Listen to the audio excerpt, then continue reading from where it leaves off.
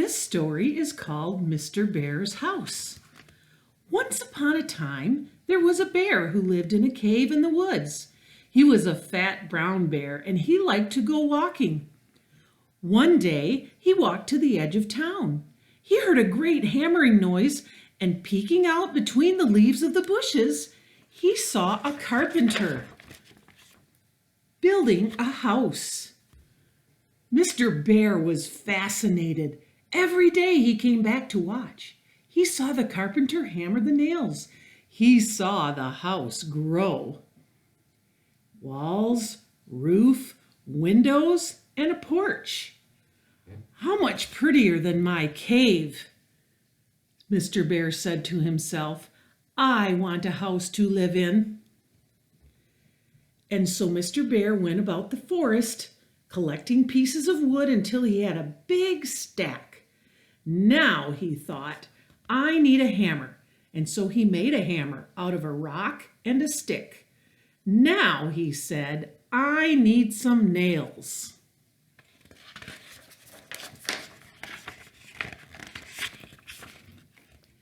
And so he walked to the edge of town and looked around the new house. It was late in the day, and the carpenter had gone home. Sure enough, there were some nails lying about on the ground. Mr. Bear picked them up and carried them back to the woods. Now Mr. Bear was really busy. He hammered and hammered and hammered, one nail after another. The animals in the forest heard the banging noise and came to see what was happening. Whatever are you doing? Chirped the robins. I'm building a house, said Mr. Bear. With wood and such noise, the birds shook their heads. We use grasses and we don't make any noise at all. But I'm too big for a nest, said Mr. Bear. The beavers from the pond came over next. Whatever are you doing? They asked. I'm building a house, explained Mr. Bear. We use mud, not nails, to hold our house together, said the beavers.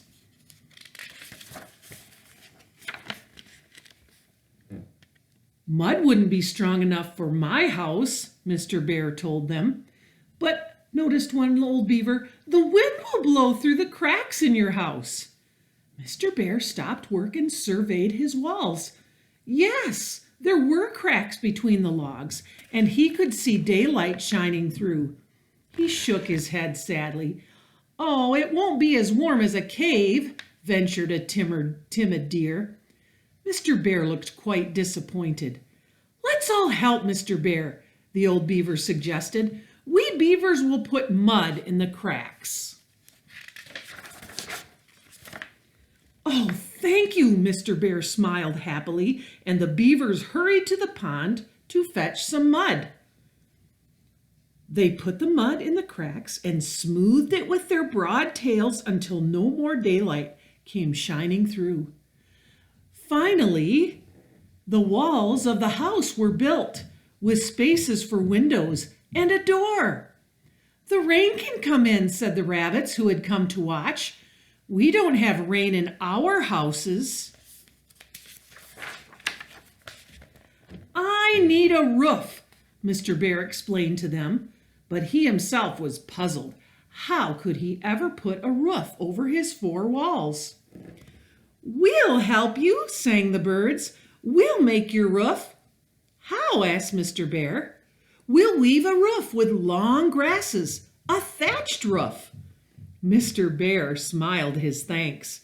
It took a long time for the birds to make the big thatched roof that Mr. Bear needed. While they gathered the grass and wove it together, Mr. Bear was busy putting in his floor. Hammer, hammer, hammer, bang, bang, bang. The noise echoed through the woods. As Mr. Bear put the last nail into his floor, a blue jay flew over his head.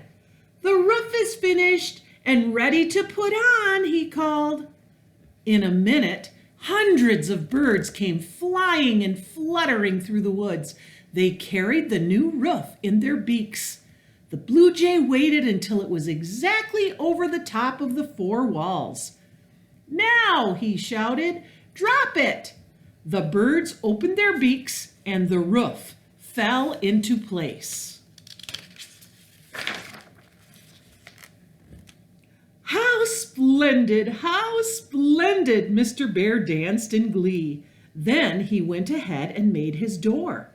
His house really looked like a house now, but there were still no windows, just big openings where the windows should fit. "The rain can come in the windows," said the beavers, shaking their heads. "Oh, the house will be cold," sighed the rabbits. Mr. Bear was dismayed. "I shall have to ask the carpenter about windows," he decided, and so he walked to the edge of town again. There he saw the carpenter building another house.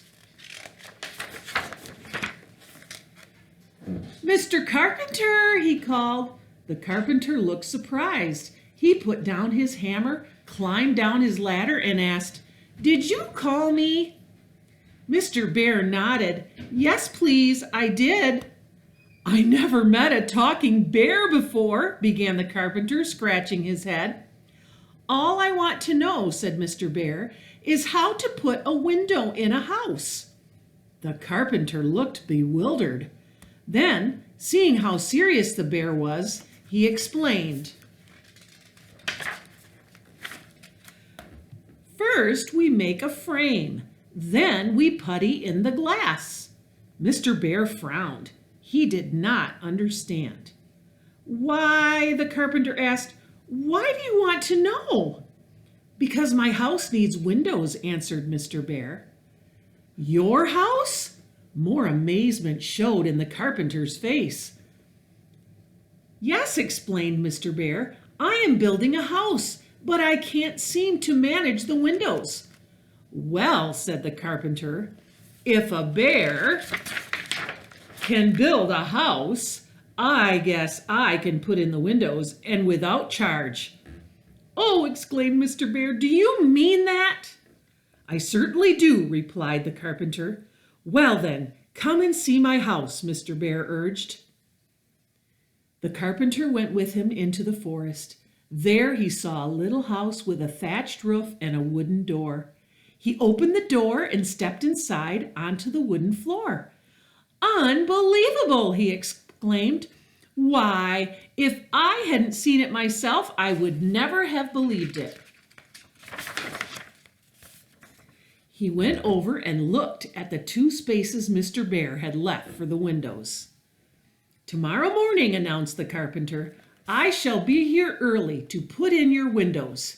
He shook Mr. Bear's hand, Mr. Bear's paw, and left. Mr. Bear was quite pleased with his kindness. The very next morning, the carpenter came and put in the windows, frame and putty and glass and all. Mr. Bear thanked him warmly as he left. "Now Mr. Bear's house is finished," the birds sang. "No," Mr. Bear told them, "not yet. I have to make some furniture." And he made a bed, a table, and 4 chairs. "Now," said Mr. Bear, "I shall have a party for all my kind friends." The birds brought berries, the squirrels nuts, the beavers sent some apples, and the rabbits came with carrots. Mr. Bear furnished the honey.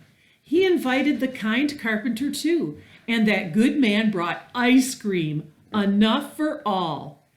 "Ah, happy day," sighed Mr. Bear. And that is how fat, brown Mr. Bear came to live in his comfortable little house in the woods.